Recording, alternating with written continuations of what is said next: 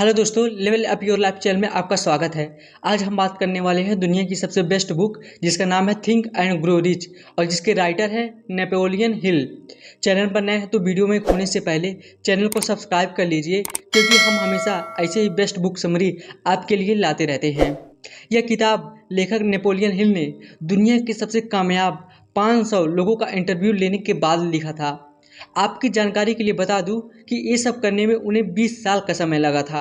एक एक करके हम इस किताब की सभी प्रिंसिपल को डिस्कस करेंगे। तो चलिए शुरुआत करते हैं पहले प्रिंसिपल से। फर्स्ट प्रिंसिपल, डिजायर मतलब कुछ करने की तीव्र इच्छा।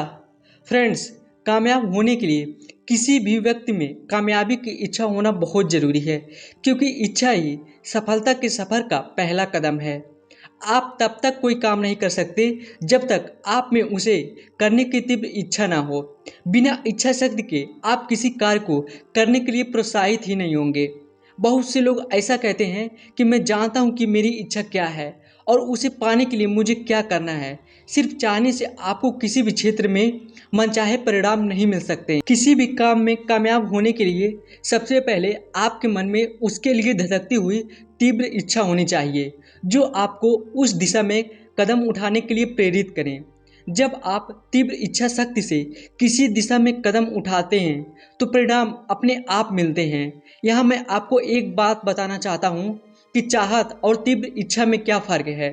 चाहत का मतलब है जब आप किसी चीज़ को पाना चाहते हैं लेकिन आप इस बारे में 100% श्योर नहीं हैं कि वह आपको मिलेगी या नहीं। दूसरी ओर तीव्र इच्छा का मतलब है जब आपको पूरा विश्वास होता है कि आप अपनी मंजिल को एक न एक दिन हासिल कर ही लेंगे। जैसे कि एडविन सी बार्न्स के मन में थॉमस एडिसन के साथ बिजनेस करने की तीव्र इच्छा थी। यह सिर्फ एक चाहत नहीं थी, यह कोई मनोकामना नहीं थी, क्योंकि बार्न्स की एडिसन के साथ काम करने की तीव्र इच्छा थी और उन्हें यकीन था कि वे एडिसन के साथ बिजनेस करने में ज़रूर कामयाब होंगे। बार्न्स जब एडिसन से पहली बार मिले तो उन्हें उनके साथ बिजनेस करने का मौका नहीं मिला, लेकिन कुछ वर्षों बाद जब भी एडिसन से दोबारा मिले तो वह उनकी यह तीव्र इच्छा हो चुकी थी कि वो एडिसन के साथ बिजनेस पार्टनर जरूर करेंगे। फ्रेंड्स, दूसरे लोगों को यह विश्वास ही नहीं था कि बार्न्स कभी एडिसन के बिजनेस पार्टनर बन पाएंगे, लेकिन उनकी तीव्र इच्छा शक्ति और आत्मविश्वास के कारण वो एडिसन के साथ बिजनेस करने में सफल हुए। सेकंड प्रिंसिपल, फेथ यानी अटूट विश्वास। फ्रेंड्स, दूसरा प्रिंसिपल कहता है कि जब मन में कुछ पाने की तीव्र इच्छा हो तो उस इच्छा के कारण मन में एक अटूट विश्वास भी होता है। किसी भी इच्छा को पूरा करने के लिए आपके मन में अटूट विश्वास होना चाहिए कि यह मुमकिन है और आप उसे पाकर रहेंगे। जब आपको अपनी इच्छा के पूरे होने पर अटूट विश्वास होता है तो आप उसी दिशा में कार्य करते हैं और वह इच्छा आकार लेने लगती है। फ्रेंड्स, जो लोग ऐसा सोचते हैं कि वह प्यार के काबिल नहीं है, चाहे वह ऐसा अपने सबकॉन्शियस माइंड में ही क्यों ना सोचते हों, वह अपने आप को ऐसे रिश्तों में बंधा हुआ पाते हैं जो अक्सर खराब हो जाते हैं या टूट जाते हैं। ऐसा उनके मन में बैठी हुई गहरी नकारात्मक धारणाओं के कारण होता है। हमारी धारणाएं बहुत शक्तिशाली होती है और हमारे लिए वह हमेशा सच साबित होती है। आपकी कोई इच्छा है और आप उसे पूरा करना चाहते हैं तो मन में अटूट विश्वास करें कि वह पूरी होगी।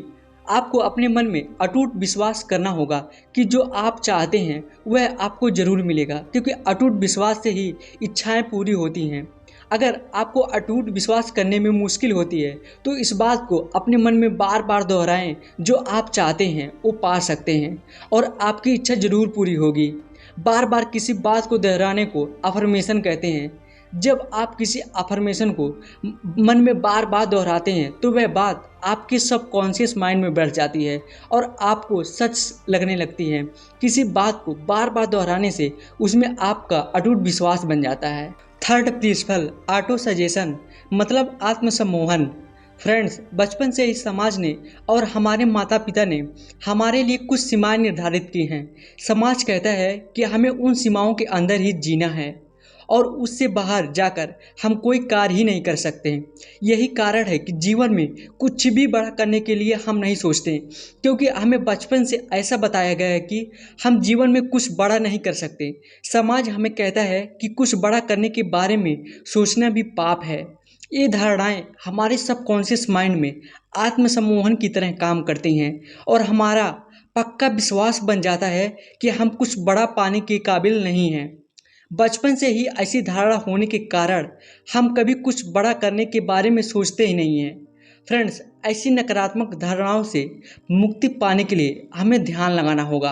उसके लिए हमें किसी शांत जगह पर जाकर अपने मन को शांत रखकर नई धारणाओं को दोहराना होगा, जिससे कि वह हमारे सबकॉन्शियस माइंड में बैठ जाए। नई धारणाएं जैसे कि हम सब कुछ पाने की काबिलियत रखते हैं, जो हम चाहते हैं। दुनिया में कोई भी चीज़ छोटी या बड़ी नहीं होती। यह सब तो बचपन से हमारे माता पिता और समाज ने हमें सिखाया है। ध्यान लगाकर आपको अपने आप से यह कहना होगा कि आप सब कुछ पाने के काबिल हैं जो आप जीवन में चाहते हैं। आप जीवन में कुछ भी बन सकते हैं और कोई भी गोल हासिल कर सकते हैं, चाहे वह कितना भी बड़ा क्यों ना हो। ध्यान लगाकर ऐसा करने से यह सब नई बातें आपके मन में बैठ जाएंगी और आपकी सोच सकारात्मक बन जाएगी। समय के साथ साथ ये अफर्मेशन आपकी नई धारणाएं बन जाएंगी और आप में काबिलियत और अटूट विश्वास पैदा करेगी। भारत के प्रधानमंत्री जी ने ऐसा ही किया है।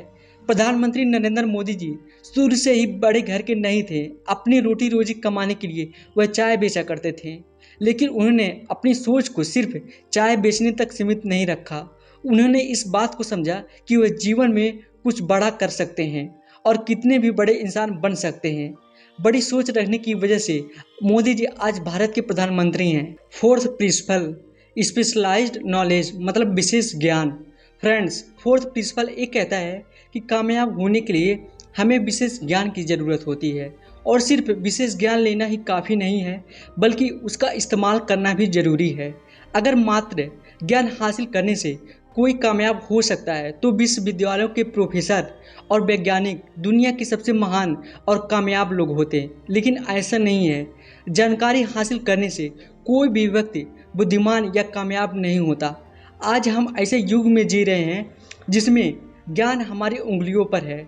जैसा कि आप सब जानते हैं कि मोबाइल फ़ोन और इंटरनेट की सुविधा आज सबके पास है और हम किसी भी चीज़ की जानकारी हासिल कर सकते हैं, लेकिन फिर भी हर व्यक्ति अपने जीवन में कामयाब नहीं है। ज़्यादातर लोग इंटरनेट का इस्तेमाल जानकारी हासिल करने के लिए नहीं करते और जो करते भी हैं वह उस जानकारी का सही इस्तेमाल नहीं करते। फ्रेंड्स, जीवन में कामयाब होने के लिए या कुछ बड़ा करने के लिए सिर्फ ज्ञान ही नहीं बल्कि विशेष ज्ञान की ज़रूरत होती है। विशेष ज्ञान मतलब अपने कार्य क्षेत्र का ज्ञान। जैसे कि कोई महान खिलाड़ी मात्र कॉलेज की पढ़ाई करने से खिलाड़ी नहीं बनता, उसे अपने खेल के बारे में विशेष ज्ञान लेना पड़ता है और लगातार अभ्यास करना पड़ता है, जिससे वह एक महान खिलाड़ी बनता है। दुनिया के सबसे अमीर आदमी बिल गेट्स अगर कॉलेज की पढ़ाई करते रहते तो आज किसी सूचना तकनीक कंपनी में नौकरी कर रहे होते। दोस्तों, कामयाब होने के लिए बिल गेट्स ने पहले कंप्यूटर और सॉफ्टवेयर का विशेष ज्ञान हासिल किया। फिर उन्होंने लोगों की ज़रूरत को समझा और उनके लिए विंडोज़ ऑपरेटिंग सिस्टम बनाया, जो आज दुनिया के सबसे ज़्यादा लोग इस्तेमाल करते हैं। अपने विशेष ज्ञान का इस्तेमाल करके बिल गेट्स दुनिया के सबसे अमीर आदमी बन गए। फिफ्थ प्रिंसिपल, इमेजिनेशन मतलब कल्पना करना। लेखक नेपोलियन हिल ने अपनी किताब में कहा है कि इंसान अपने दिमाग में जिसकी कल्पना कर सकता है और विश्वास कर सकता है वह उसे हासिल भी कर सकता है। दुनिया में ज़्यादातर लोग अपनी कल्पना का पूरा इस्तेमाल नहीं करते। लगभग सभी क्षेत्रों में दुनिया के महान लोगों ने कामयाबी हासिल करने के लिए कल्पना का इस्तेमाल किया है।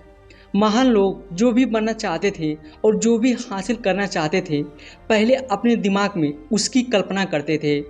उदाहरण के तौर पर दुनिया के महान वैज्ञानिक अल्बर्ट आइंस्टीन कोई भी आविष्कार करने से पहले दिमाग में उसकी कल्पना करते थे।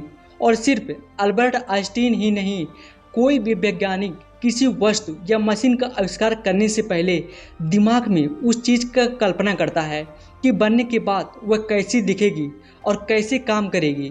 फ्रेंड्स, मैं आपको एक बात बता दूं कि यहाँ कल्पना का मतलब दिन में सपने देखना नहीं है। कल्पना का मतलब है क्रिएटिव कल्पना, जो कामयाबी हासिल करने में एक बहुत शक्तिशाली हथियार का काम करती है। क्रिएटिव कल्पना का मतलब है आप जो भी बनना चाहते हैं या जो भी हासिल करना चाहते हैं उसकी कल्पना करना, यानी अपने दिमाग में उसे तस्वीरों के रूप में देखना।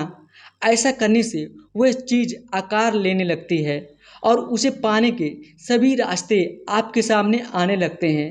अब आपको सिर्फ उन रास्तों पर चलना होता है और मेहनत करनी होती है, और इस तरह आप शीघ्र ही अपने मुकाम को हासिल कर लेते हैं।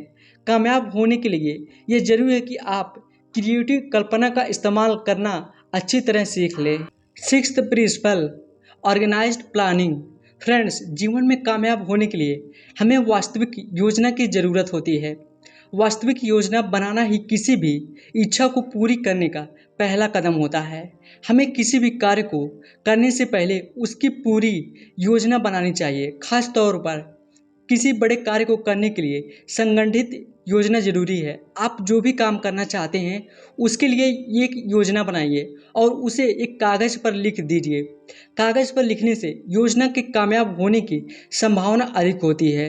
उसके बाद उस योजना को छोटे छोटे स्टेप में विभाजित करें। उदाहरण के तौर पर हेनरी फोर्ड सिर्फ अपनी बुद्धिमत्ता के कारण कामयाब नहीं हुए, वो अपनी वास्तविक योजनाओं के कारण गाड़ियों के बिजनेस के बादशाह बनने में कामयाब हुए।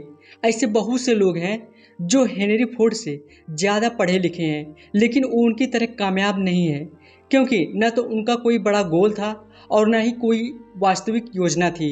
हेनरी फोर्ड को अपने करियर की शुरुआत में हार का भी सामना करना पड़ा। गाड़ियों के बिजनेस में बहुत बड़ा नाम कमाने के बाद उन्हें कई बार घाटा हुआ, लेकिन उन्होंने हार नहीं मानी और नई योजनाएं बनाकर दोबारा कामयाबी हासिल की। फ्रेंड्स, अब मैं आपको वास्तविक योजना से काम करने का तरीका बताऊंगा। आपको ऐसे लोगों को इकट्ठा करना होगा जो आपको अपनी योजना पर काम करने में मदद करेंगे। लोगों को इकट्ठा करने से पहले आपको यह सोचना होगा कि आप अपने काम के बदले में उन्हें क्या देंगे, क्योंकि कोई भी व्यक्ति बिना पैसे के या बिना किसी मुआवजे के काम नहीं करेगा। उसके बाद आप अपनी टीम के मेंबर्स के साथ कम से कम हफ्ते में 2 बार मीटिंग करें और अपनी योजना को डिटेल में डिस्कस करें। सबसे ज़रूरी बात यह है कि आपको अपनी टीम के लोगों के साथ सामंजस्य स्थापित करके रखना होगा, जिसके बिना कोई भी योजना कामयाब नहीं हो सकती।